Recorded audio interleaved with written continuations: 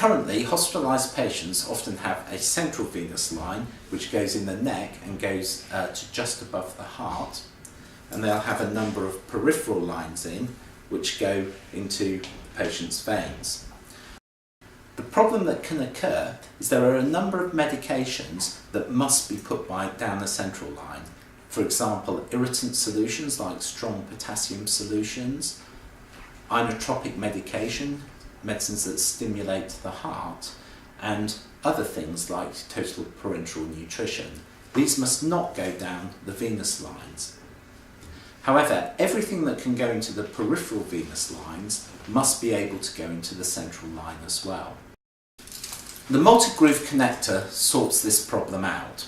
So, for example, if you have a centrally administered medication drawn up into the multi-groove connector, this will go seamlessly onto the multi-groove connector on the central line. Crucially, a normal syringe or a normal peripheral infusion will also go back onto this central line to allow backwards compatibility with the current Lewis system. However, if the irritant drug, which has the multi-groove connector on the syringe, the bag or the giving set, if the nurse tries to put this onto a peripheral line, there is a barrier that stops that from occurring.